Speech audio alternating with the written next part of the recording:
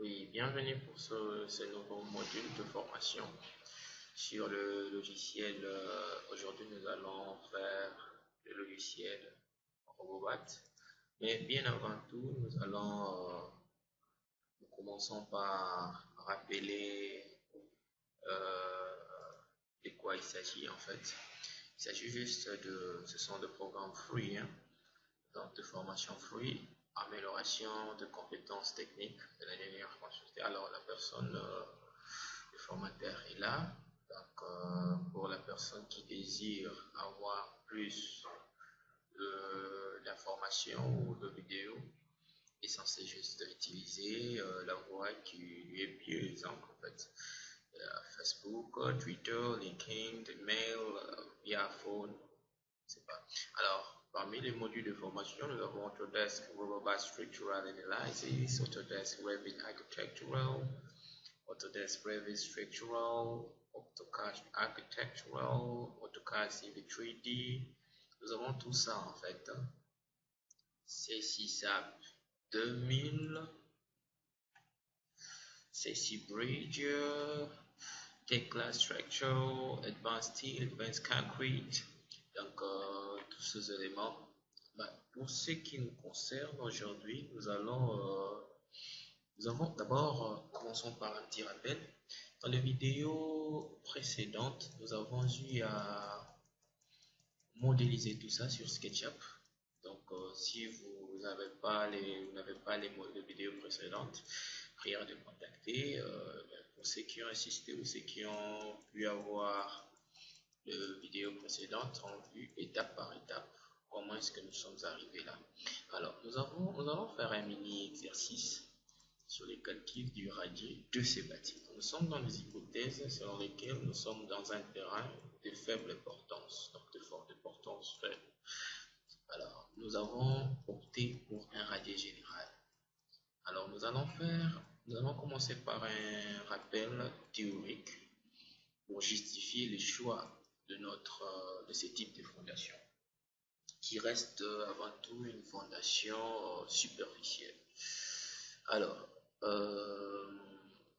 toujours avec le module Robobat, nous avons précédemment calculé une pylône B36, donc une pylône qui fait 36 mètres de haut. Et à gauche, à droite de l'écran, vous pouvez voir le composant de notre pylône. En vert, ce sont de cornières CAR 100 x 10. Donc nous avons là. Et en jaune, ce sont de cornières CAE 60 x 6. En bleu, de cornières 50 x 5. Donc vous avez tout ça. Alors, nous avons pour notre pylône B36. B36 est constitué de 4 type 4, type 5, type 6. Bon, dans les vidéos précédentes aussi également, nous avons expliqué, mais bon, parce que quand je parle de type 4, type 5, je sais que si vous n'êtes pas dans la télécommunication, vous allez facilement vous perdre. Alors, sur ce qui est de type, nous avons ça, type 1 et là, type 2, type 3, type 4, type 5, type 6.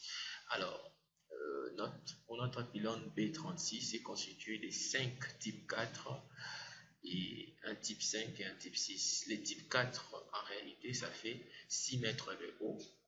Le type 5, c'est 2 mètres. Le type 6, c'est 4 mètres. Donc, quand vous faites 6 x 4, vous avez 24. Nous avons en fait 5, ouais. 5 fois 6, nous avons 30, plus type 5 qui fait 2 mètres, 32, plus un type 6 qui fait 4 mètres, qui fait 36. Et là, vous avez un peu 36. Donc, pour notre vidéo de today, nous avons dit que nous devons calculer un radier général. Sur ce, nous commençons par un mini rappel. Alors, étude de fondation. Premier point, généralité. Nous savons que les éléments de fondation ont pour objet de transmettre au sol les efforts apportés par les éléments de la structure, le poteau, voile, etc. Cette transmission peut être directement, dans les cas des semelles reposant directement sur sol, cas des radiers, semelles sur fondation, semelles isolées, ou être indirectement assurée par l'intermédiaire d'autres organes tels que le pieu. Alors, choix du type de fondation. Le choix du type de fondation se fait suivant trois paramètres. En fait, nous avons la nature et les poids de la superstructure, la qualité et la quantité des charges appliquées sur la construction, la qualité du sol des fondations. Ceci dit, c'est que c'est ainsi il y a une grande différence, par exemple, pour une personne qui veut exécuter une fondation pour un bâtiment qui a la même emprise, un bâtiment par exemple en ceinture métallique, un bâtiment en béton armé par exemple, qui a, disons par exemple, deux bâtiments de même emprise, mais les fondations, au niveau de fondation, il doit y avoir une différence, même au niveau de choix. Ça peut jouer, tout cela est dû au poids de la superstructure et puis diverses raisons telles que nous avons énoncées. Pour le troisième point, nous avons calculé la surface nécessaire pour le semelle. La surface nécessaire sera déterminée en vérifiant la condition suivante. Donc ça, nous sommes dans la méthode classique, la méthode de la contrainte admissible, où nous avons notre contrainte admissible qui doit être supérieure à la charge, l'effort normal, ou bien la réaction FZ N service par rapport à la surface divisée par la surface de la semelle. Alors la surface de la semelle est déterminée par ça. Pour les cas du radier général, quand est-ce qu'on peut choisir? Note, lorsqu'on déduit que la surface nécessaire dépasse 50% sur la surface d'emprise du bâtiment, ceci induit clairement au chevauchement de semelles. Alors ceci nous amène à opter pour un radier général. Alors, avantage d'un radier général, nous avons les avantages suivants. L'augmentation de la surface de la semelle qui minimise les fortes pressions apportées par la superstructure. Deuxième avantage, la réduction du tassement différentiel. En fait, qu'importe qu'il s'agisse de radier général, tout comme de semelle isolée, sur 10 mètres des portées, il faudrait vérifier à chaque fois que votre si tassement différentiel y est, parce qu'il y en a toujours, que cela ne puisse pas dépasser 20 mm. 20 mm est un max, sinon il y a du désordre dans la structure. Troisième avantage, cela facilite, bon, avec un radier général, l'exécution est plus facile. Alors, type de radier, il existe en réalité 4 types de radiers. Nous avons les radiers dalles. En fait, la même logique qu'on a pour le plancher, c'est la même logique qu'on a aussi pour les radiers. Parce que le plancher, les radiers n'est rien d'autre que le plancher renversé et reposant maintenant sur le sol. Alors, nous avons les radiers dalles, autant on a les planchers dalles. Bon, les radiers dalles est généralement peu utilisé et ça coûte très cher. Les radiers nervurés est celui qui est le plus courant parce qu'il est aussi le plus économique. Et nous avons aussi les radiers champignons, comme aussi on a les planchers champignons. Nous avons les radiers voûtes, celui-ci est rarement utilisé. Pour notre cas, nous allons utiliser le radieux nervuré. Alors, toujours dans ces... les dessins n'est pas trop clair, mais là nous avons voulu présenter là le radieux nervuré, comment il se présente. Vous avez vos nervures qui s'entrecroisent et là nous avons notre paillasse, notre radier. Bon, ça c'est la descente de notre bâtiment. Nous avons des colonnes, nous avons voulu représenter en fait notre bâtiment. Alors ça, c'est une idée, c'est une proposition de plus dans les cas où vous voulez diminuer les poids de la superstructure diminuer l'influence du poids de la superstructure sur les sols de fondation. On peut réaliser des caissons comme ça, surmontés par des voiles périphériques, où vous enlevez les sols, disons la terre, les poids de sol là sur les caissons, comme ça vous n'aurez que le poids de la superstructure et puis le poids de votre radier. Prédimensionnement de la dalle. Alors pour le prédimensionnement de notre dalle, nous devons vérifier plusieurs conditions, parmi lesquelles nous commençons par la condition forfaitaire. Alors nous allons prendre la plus longue portée. La plus longue portée. Oui. Nous étions où? Oui. Pour ce qui est du prédimensionnement de la dalle doit vérifier plusieurs conditions, parmi lesquelles les plus essentielles sont les suivantes. La première condition, c'est la condition forfaitaire. Donc, la condition forfaitaire vous demande de prendre, c'est une condition en fait empirique, vous demande de prendre la plus longue portée que nous appelons communément LX, divisé par 35 et divisé par 30. Votre épaisseur doit être comprise, votre épaisseur doit être aussi dans cette fourchette. Alors, puisque dans notre cas, LX était 4 mètres, lorsque nous évaluons ça, nous avons cette épaisseur ici qui nous prenons directement une épaisseur de 15 cm. Alors, la deuxième condition, c'est la condition de résistance au cisaillement. Bon, selon la norme que vous utilisez ROCO 2, SIA, BAEL, ACI, DIN, CBA, ou encore les CPSC, la nouvelle de 2013, donc Code of Practice for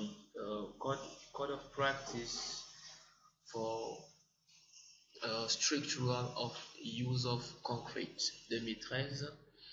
Vous pouvez utiliser ça puisque nous sommes en RDC et la plupart des gens utilisent les BAEL. Nous allons utiliser des relations qui leur sont familières. Donc, pour ne pas être plus complexe, nous avons utilisé BAEL ici par exemple. Alors, cette relation n'est pas une nouvelle relation sur les cisaillements. Alors, nous devons vérifier ça. Nous avons notre descente. Donc, vous avez, quand vous faites une descente à l'LS, vous avez votre valeur que vous divisez par la surface du radier de Lmax divisé par 2, 1 sur B fois B. Vous prenez, comment je peux dire, la largeur participante. Donc, vous avez votre semelle, la portée de droite divisé par D, la portée de gauche divisé par 2. C'est ce qui fait votre B, divisé par 0,9 fois épaisseur, qui doit être inférieur au 0,15 multiplié par la résistance caractéristique à la compression du béton, la résistance caractéristique, enfin toujours bien sûr, le FC28, c'est chez BAEL, et FCK chez ROCO de DIN, et puis la norme anglaise. Alors gamma B, c'est un coefficient partiel de sécurité qui, pour le béton, vous prenez 1,5. Alors, lorsqu'on prend ça, nous avons vérifié, et pour notre cas, lorsque nous prenons un peu épaisseur, nous avons l'épaisseur doit être supérieure à 8 cm. Donc, nous utilisons 15 cm, c'est déjà vérifié. Alors, nous passons maintenant au calcul de débordement parce que les radiers ne doivent pas se limiter ou s'arrêter juste là où à l'emprise du bâtiment. Il faudrait qu'il y ait des débords. Mais quel débord? Ne pas prendre au hasard. Il faudrait que ça puisse vérifier certains critères.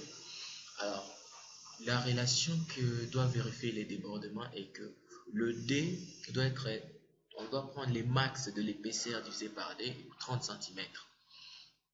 Alors, notre épaisseur est de 15 cm. Lorsque nous prenons 15 cm divisé par D, ça nous donne 7,5. Et 30 cm, on voit bien que les max, c'est 30 cm. Pour un bâtiment aussi de cette emprise, ce n'est pas un radier, par exemple, pour un réservoir semi-enterré ou enterré, ou un élément comme ça, mais c'est pour un bâtiment. Le minimum, c'est 50 cm. Nous prenons 50 cm de débordement. Et la surface du radier devient surface de l'emprise du bâtiment, débordement, plus le périphérique, qui nous donne 143,5 mètres carrés. Ça, c'est notre cas. Alors, nous passons maintenant au prédimensionnement de nos nervures. Donc, nous retiendrons 15 cm comme épaisseur de notre radier général. Et pour les débordements 50 cm. Alors, nous passons maintenant au prédimensionnement de nervures. Pour ce qui est de nervures, autant le radier a vérifié certaines conditions ou certains critères, les nervures aussi font un temps. Donc, ce sont des relations empiriques. La première condition est une condition forfaitaire. H1, donc la hauteur libre du nervure doit être Lmax, doit être de 10%. Donc, le dixième de Lmax. Lmax, c'était pour nous, dans notre cas, c'était 4 mètres. Donc, 4 mètres divisé par 2, nous avons 40 cm. Alors, la deuxième condition, c'est la condition élastique. Alors, cette condition est basée sur le module de réaction ou coefficient élastique K de sol en place. Alors, nous allons nous placer dans les cas le plus défavorable.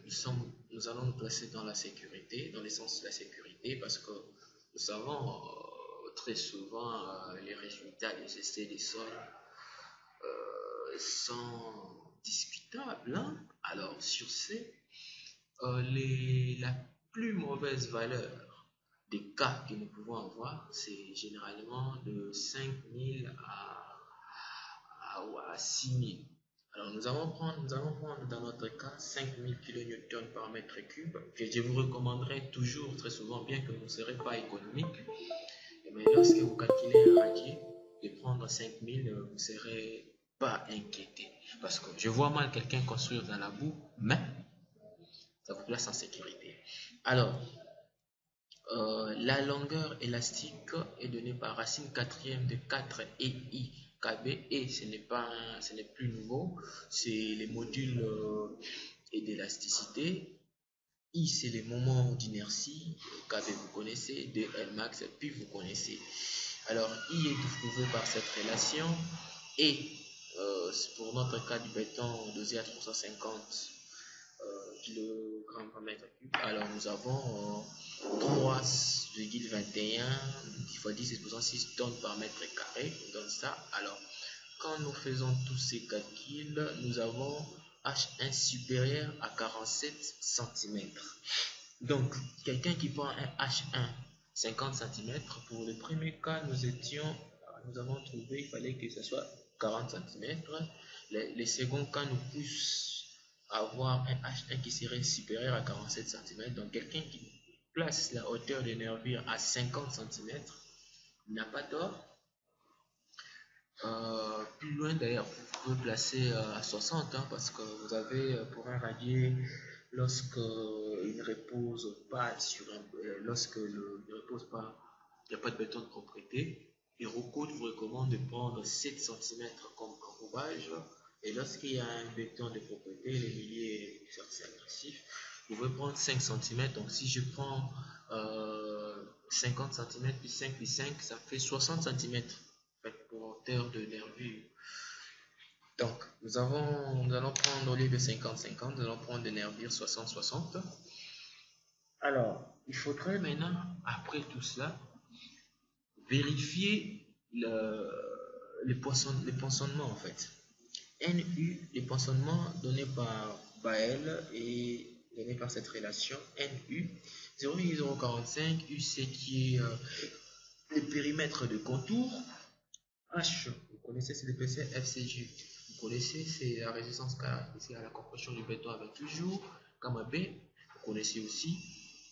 Alors, j'essaie de rappeler cette relation. Alors, pour ce qui est de notre cas, nous avons calculé et nous avons vu que ça vérifié. Il faut aussi vérifier les vérifications de conditions de non-soulèvement.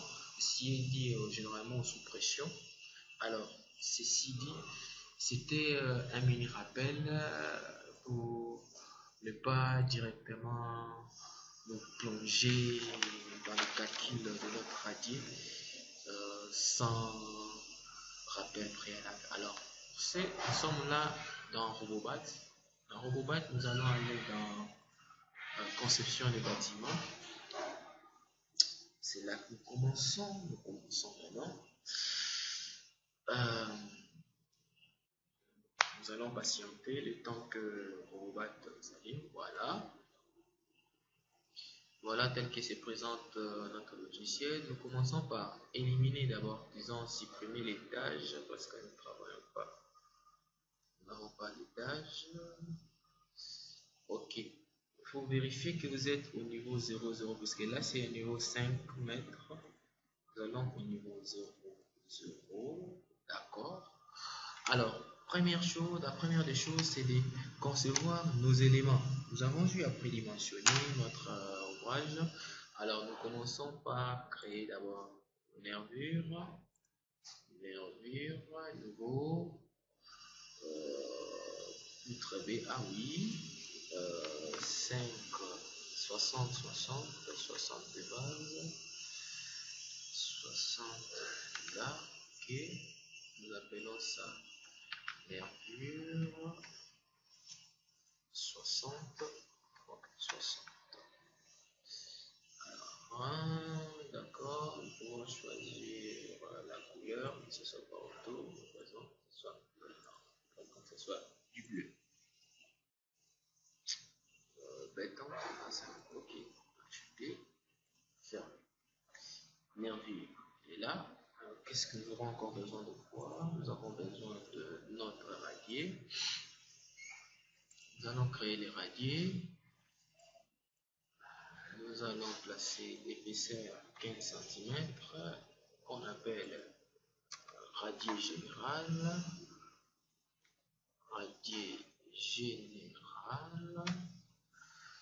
Alors, c'est régulier, oui. Pour le béton, nous utilisons une classe plus supérieure. Nous allons béton 25, mais nous allons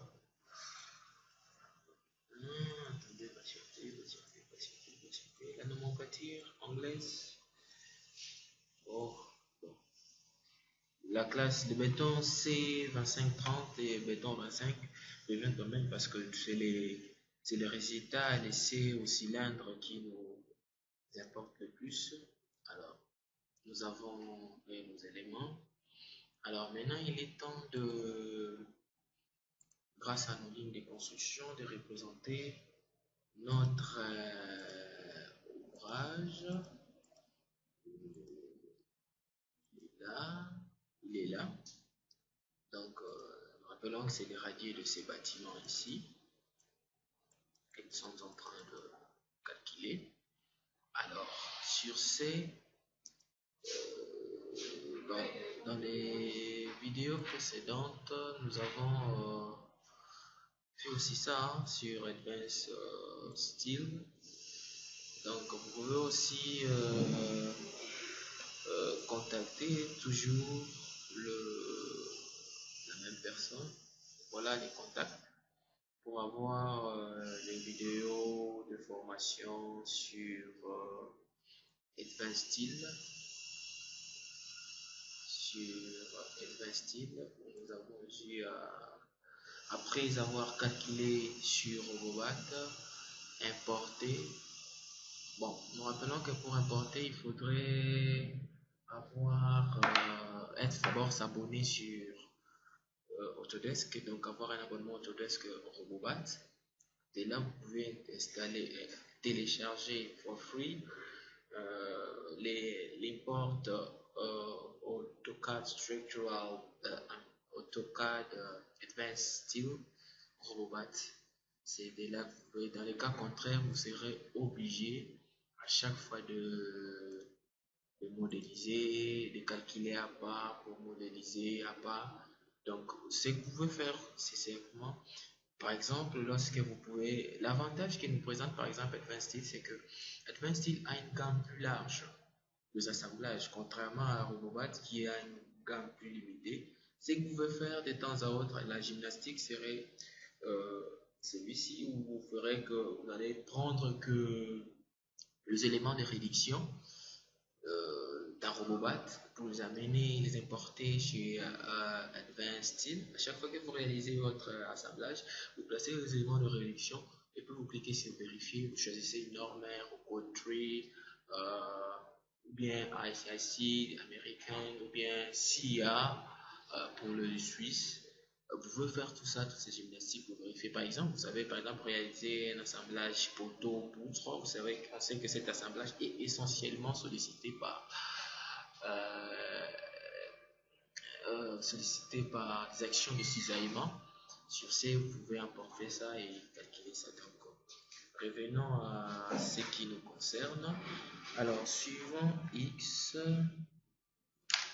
nous avons une fois, répéter une fois, espacement 2 mètres, nous ajoutons, répéter une fois, espacement 3 mètres, nous ajoutons, répéter une fois, espacement 4 mètres, nous ajoutons, répéter une fois, espacement 3 mètres.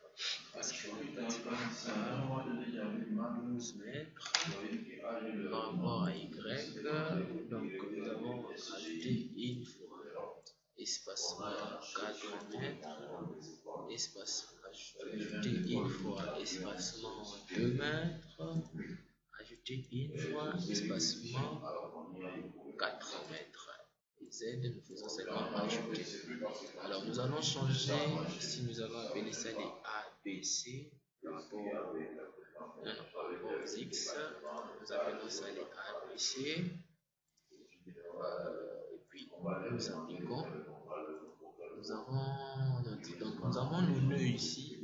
Nœuds. La première des choses que nous devons faire, c'est insérer les nœuds. Sur ce, nous allons dans structure. Premier nœud, c'est là. Deuxième nœud, c'est là. Troisième nœud, c'est là. Quatrième nœud, c'est là. Cinquième nœud, c'est là. Sixième nœud, c'est là. Septième nœud, c'est là. Huitième nœud, c'est là. Neuvième nœud, c'est là. Dixième nœud, c'est là. Onzième, douzième, treizième, quatorzième, quinzième, seizième, dix-septième, dix-huitième. Alors, nous avons nos nœuds. Ce que nous devons faire maintenant, c'est placer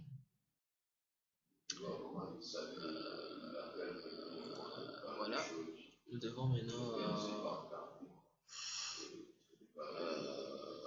représenter notre. Là, nous avons représenté en fait l'emprise du bâtiment. Il faut maintenant placer les débordements. Par rapport à X au niveau 0, 0, il faudrait prendre une fois au moins 50 cm, ajouter, puis venir de l'autre côté, ajouter maintenant 50 cm. Qu'est-ce que nous avons fait? On doit effacer une fois moins 0,5. Nous avons ajouté 50 mètres, 0,5. Ajouter, ici aussi, ajouter 0,5. Ok, par rapport à Y, de même, il faut répéter une fois moins 0,5. Et là, ajouter une fois 0,5. Appliquer. Voilà. Là, nous avons notre radier en fait. La prise de notre radier.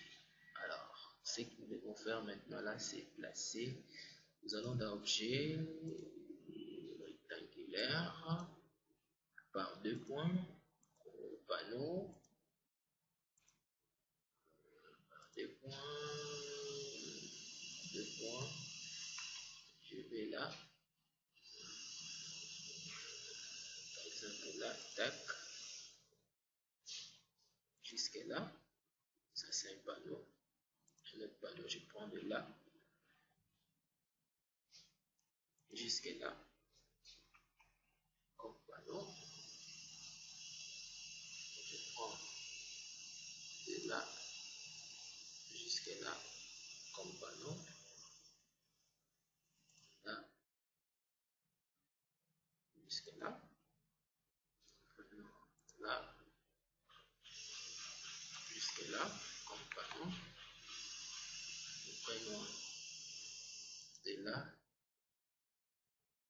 jusqu'à là comme panneau. Là.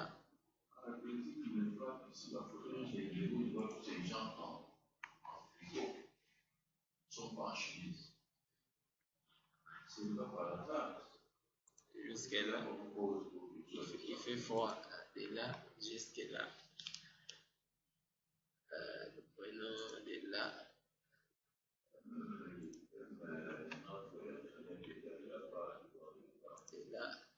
jusqu'à là.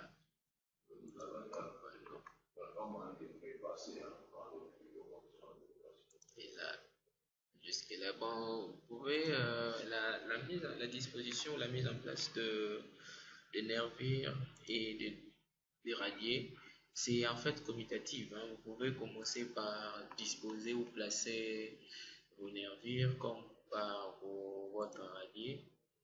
Donc, je sais que nombre de personnes se poseront d'abord cette question, mais pourquoi ils commencent d'abord par placer les radiers? Donc, je crois déjà avoir répondu à cette question de manière anticipative. Je sais qu'il y aura certainement des questions pour ceux qui suivront la vidéo. Nous allons rendre ça un peu plus simple. Hein. Donc, nous sommes là. C'est là que sera en fait ça notre radier. Nous sommes toujours en train de progresser petit à petit dans la réalisation de ces derniers. Là, nous allons jusqu'à là. Là, nous allons jusqu'à là. Et là, nous allons là jusqu'à là. Et là, nous allons jusqu'à là. Et là, nous allons jusqu'à là. Encore, continuons. So we click here. Là, jusqu'à là.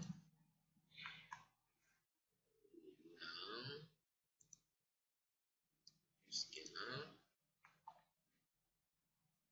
Et là. Jusqu'à là. Et là. Jusqu'à là. Voilà. Maintenant, nous allons disposer nos nervures. VA, nervure 60-60. Je déplace. Alors, nous sommes là. Voilà. Jusqu'à là. Et puis, je vais étirer.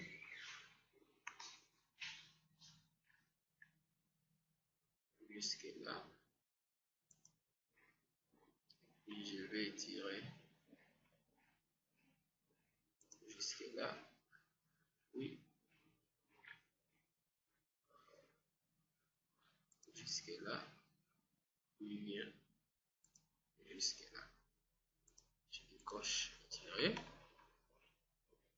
Je me place là. Je me place là. Jusqu'à là. Et voilà.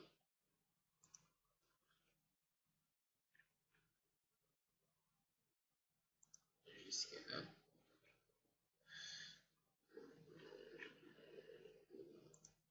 Jusqu'à là.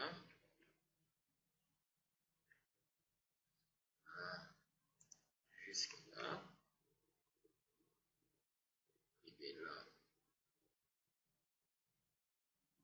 jusque là, oui, jusque là. Alors, ce que nous devons faire maintenant, passons au mode 3.2. À mode 3.2, j'aimerais voir, oh, ici, donc, n'apparaît pas convenablement. Ce que nous pouvons faire, nous allons d'abord l'épaisseur, les où la nervure, là, jusque là, voir, c'est bon.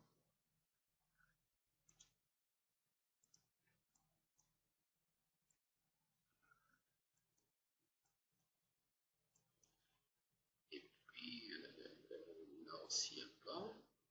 Donc, bien, là, jusque là. Je crois que ça va maintenant. C'est ceci. Ok. Ce que nous allons faire maintenant, c'est pour une méthode rapide.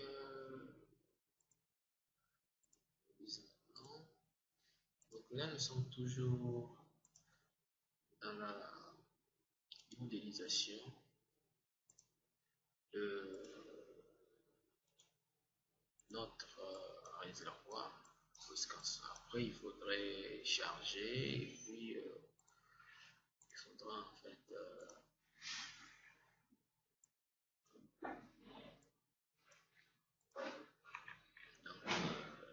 déplacer là jusque là et puis de là jusque là et puis de là jusque là. Donc, on peut voir et vérifier si c'est bon. Maintenant dans le sens vertical,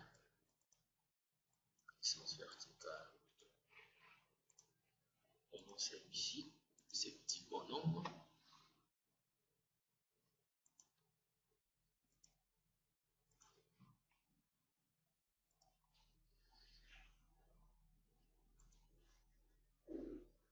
Déplaçons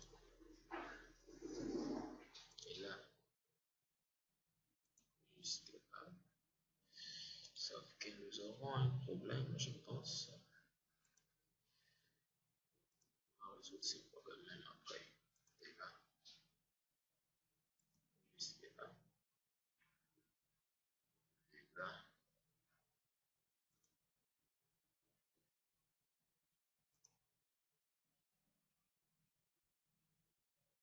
oui, et là, jusque là. Le problème est là, c'est aussi ici. Ces panneaux ici, il faudrait les delete. Show deleted. On doit les supprimer. Pourquoi? Parce que pour la simple raison que la nervure est passée dessus. Si vous ne pouvez pas supprimer ça, vous pouvez directement sélectionner la nervure et puis les panneaux, cliquer sur intersection. Alors vous aurez en ce moment-là directement votre élément en deux. Au lieu que ce sera comme une nervure qui passe au-dessus de la dalle, ce qui est notre réservoir et notre radier. Sorry. Pour la vidéo qui vient juste avant, nous avons eu à calculer un réservoir. Donc, comprenez que les mots parfois se mêlent et se précipitent dans ma bouche, de ma bouche. Alors, nous allons dans ce cas sélectionner tous les panneaux. Donner ça. Il y a un élément qu'on n'a pas fait. À nouveau, radier. Il fallait faire quelque chose. chose ici. Vous allez cliquer les paramètres d'élasticité du sol et le classement KZ 5000. C'est fini. Ajouter. Ajouter. OK. OK. Nous allons appliquer. OK. Alors, on peut bien le voir. C'est là notre radier. Maintenant, il faudrait placer le... Alors, ce que nous pouvons faire maintenant, c'est sélectionner tous les nœuds. Pas tous les nœuds, nous allons passer nœud par nœud. Nœud par nœud. Nœud 2. Nœud 26.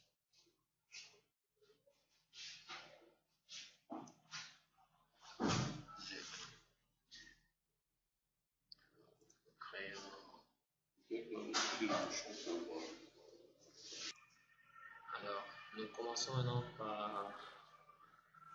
maintenant le chargement. La modélisation est ici terminée. Alors, nous commençons par créer nos cas de charge. Pour les premiers cas de charge, je vous rappelle de placer toujours le poids propre. Le poids propre de la structure.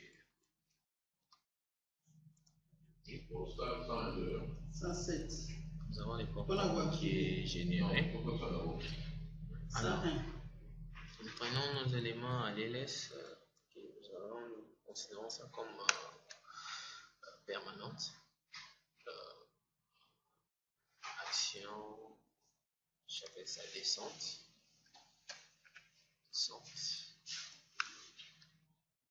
J'assiste descente LS.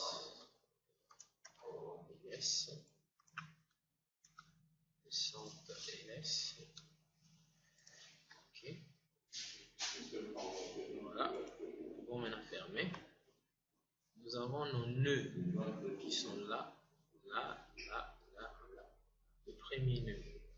Je dois mettre tout ça sur LS. Les nœuds sont visibles maintenant.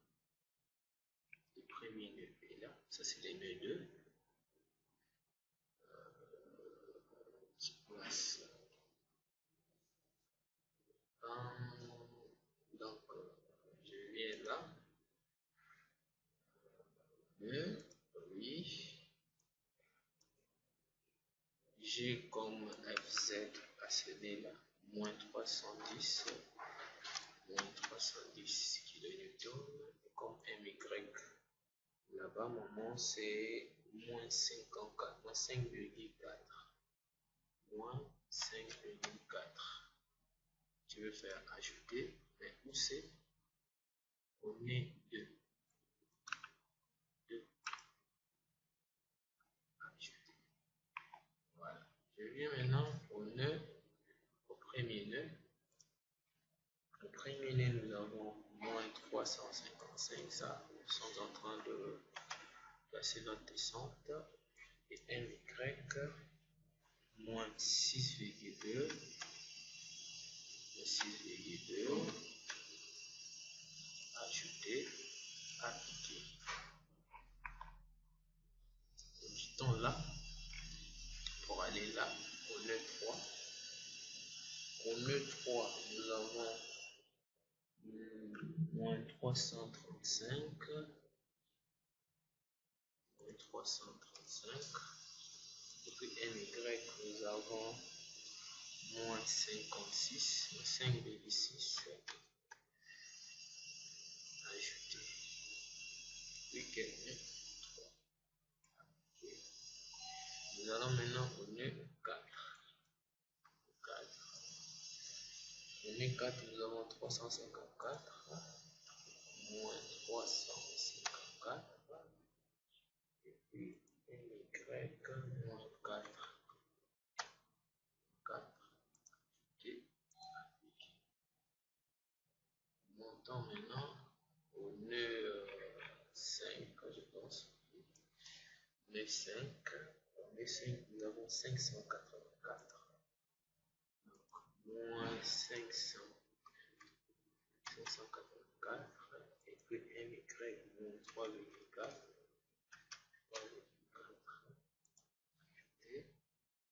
Appliqué. Et puis de là, nous descendons. Celle-là, c'est quelle est le 6. Le 6, nous avons moins 384. Moins 384. Et puis moins 6. 6. Ajouter. Quelle est le 6. Ok. Appliqué.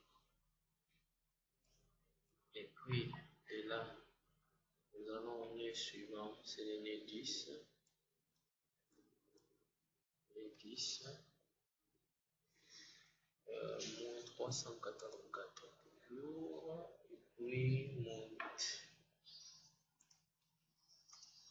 Moins 8. Ajouter. Appliquer. Nous allons maintenant au nœud 9. Nous avons 629. Ah, là, c'est donc moins 629. 6 2. Moi, c'est tout. 629. Et puis, spécialement de la femme, acheter le Huawei à $100. À 100, non. Donc, à 100.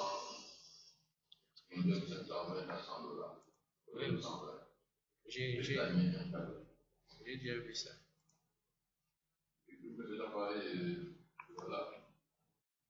Oui, oui. Ils ont dû réduire les prix. Le 8.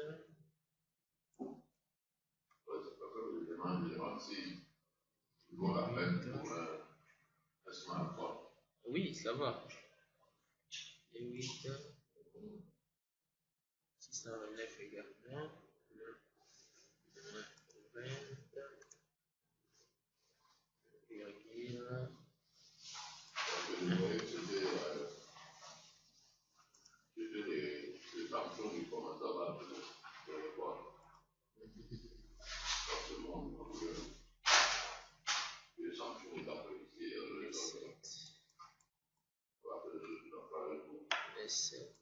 Les 7, nous avons 514.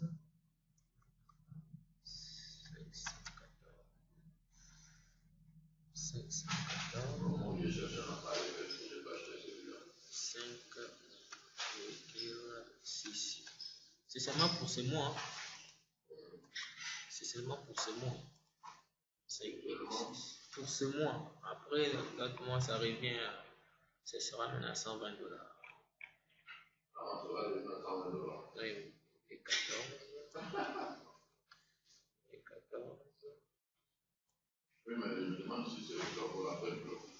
Oui, oui, je connais les fautes. C'est bien, c'est un bon point. 419. À moins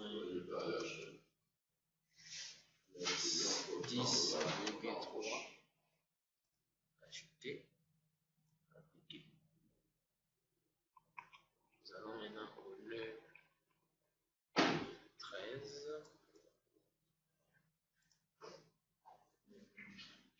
389. Et puis 12.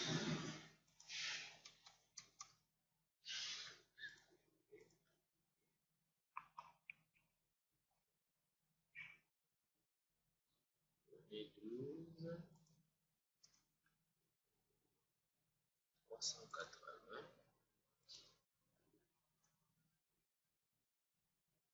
Et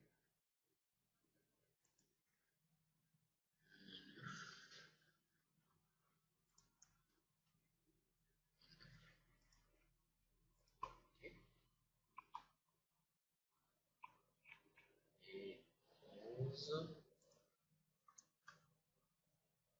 350.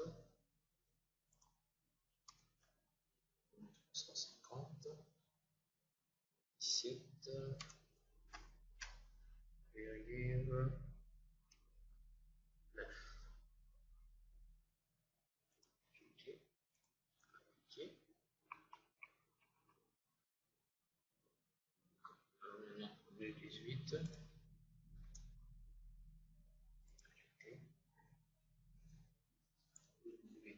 n'y a rien.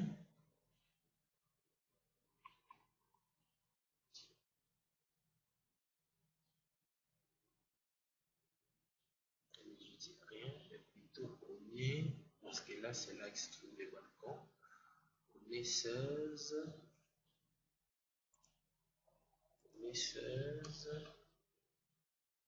Nous avons 560. 560.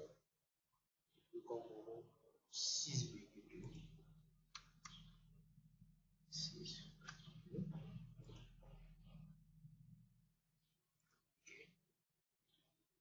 Et pour finir, nous allons les 15. Les 15, nous avons 556. Puis, on a et appliquer. Alors, nous pouvons voir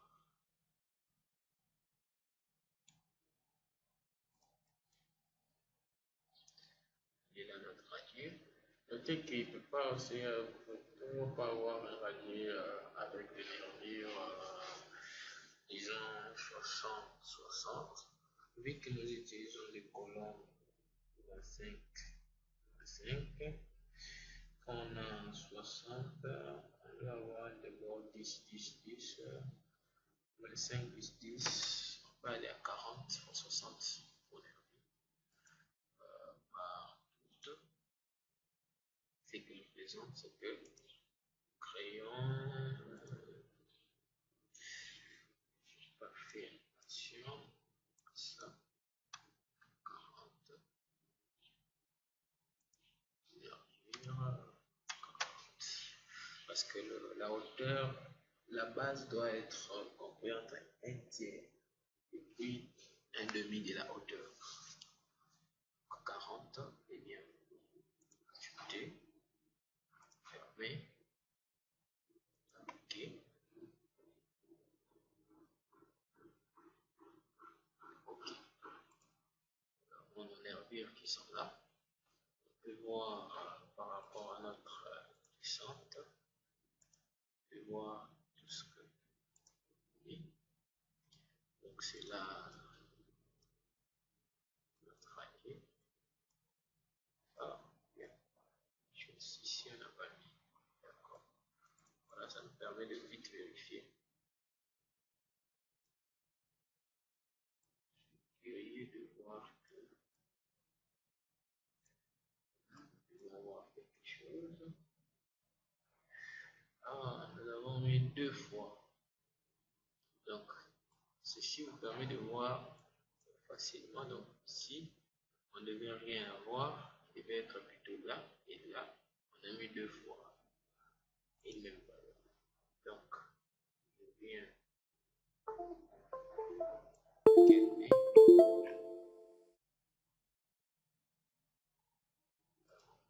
Dans ceci, calmer.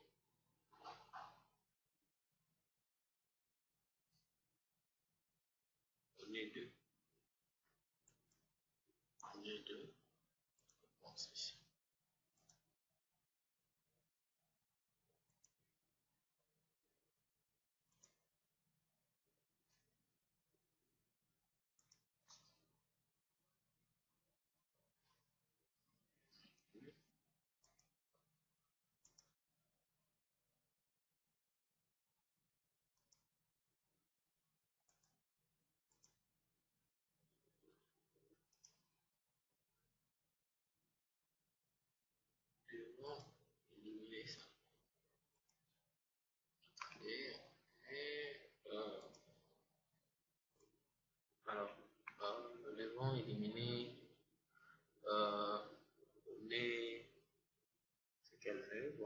voir, c'est le 18. Le 18. Voilà, il est parti. Non, normalement, les deux, c'était 310.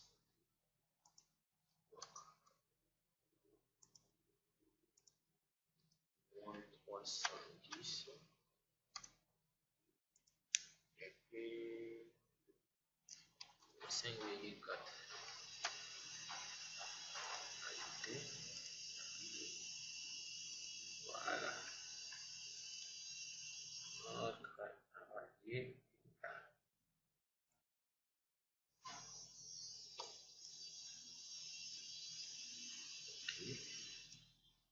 On va voir. Là, nous avons tourné. C'est là nos descentes. Bon, ça ce sont des espaces perdus. Vous pouvez utiliser, disons, comme chanfrein, vous pouvez vous vérifiez comment la largeur participante, donc l'emprise. Donc, c'est comme bon, la largeur participante, juste la largeur d'influence. La zone d'influence de cette colonne, elle va jusqu'à où ici? Ici, c'est 30 cm. 30, là aussi, c'est 50, 50. Et vous faites tac, tac, pour que vous faites tac, tac, pour que vous puissiez finalement avoir un radier qui fait tac, tac, tac, au lieu de prendre une surface régulière comme ça. Bon, ce n'est pas grave. Alors, ceci dit, si nous vérifions, vous verrez qu'il n'y a pas d'appui. Pas d'appui. Donc, il faudrait maintenant placer les appuis. Donc, nous commençons d'abord par tout le nœud. Au niveau de tout le nœud, ce que nous pouvons faire, c'est nous allons à l'appui, nos dos. Qu'est-ce que nous pouvons mettre? C'est l'appui élastique. Élastique. Bloc tout. On met ici 500, 5000, et fermer, appliquer.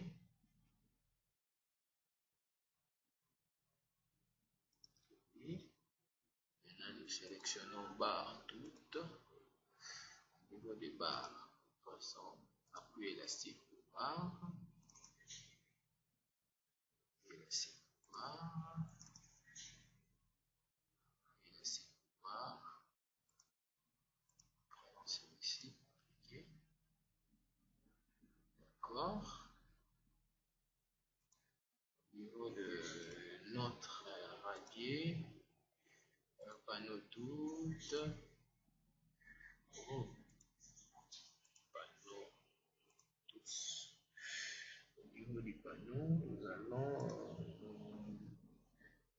surfacite, sol élastique.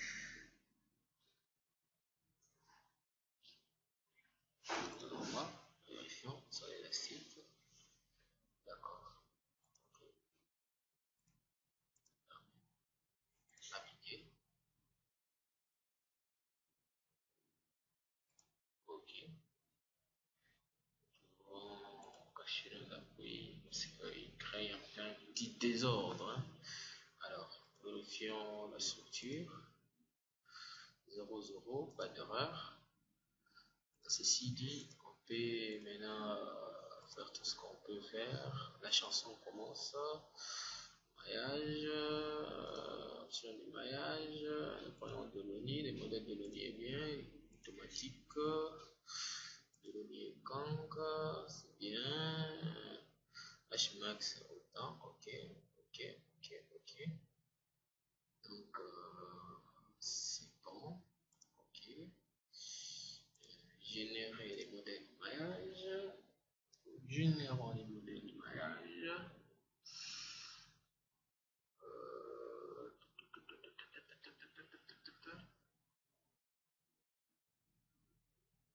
Voilà. Notre radier est là. Bien maillé, bien fait. Alors, ce que nous pouvons faire maintenant, c'est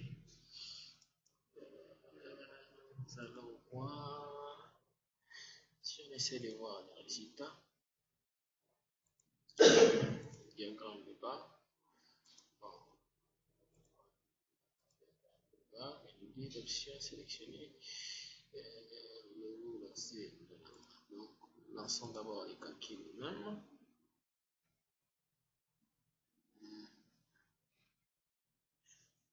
Voilà, les calculs est bien fait.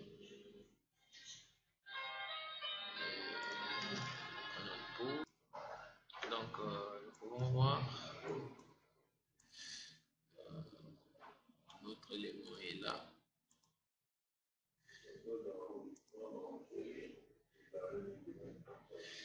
Notre élément est là. Si nous sélectionnons par exemple les barres tous, toutes, nous en avons là. Nous avons ça. Résultat, diagramme des barres. MNT par exemple, paramétrage, description, extrême, je passe extrême globaux, uniforme et puis différentiel. Appliqué.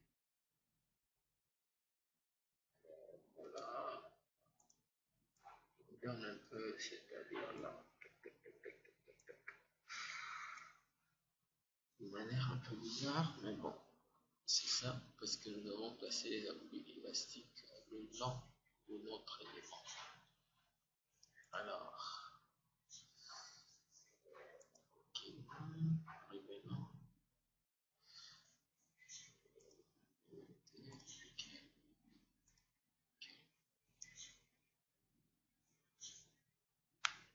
Si nous prenons un Z,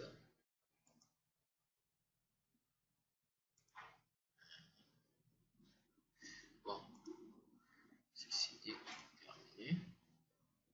On va voir comment se comporte notre radier.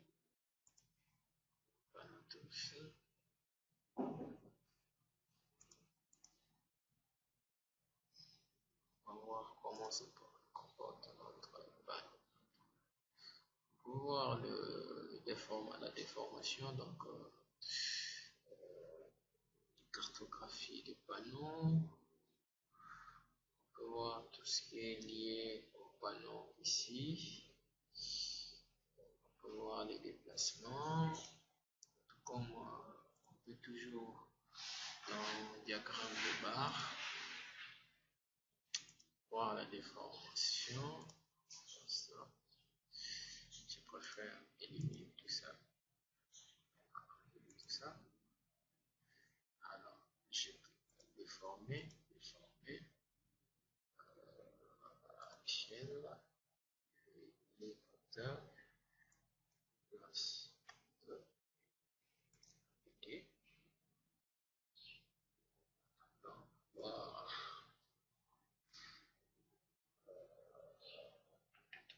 Démarrer. On va voir comment est-ce que ça va se déformer. Pour étudier en fait les déciments de notre. Je ne sais pas venir comme je t'avais promis. Je crois que le mien, ceux qui viennent ici demain matin, on travaille uniquement sur ça. Il n'y a pas d'argument pour venir.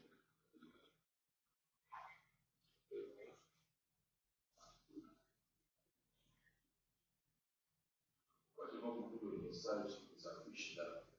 Parce que je vais les poser. Message qui s'affiche.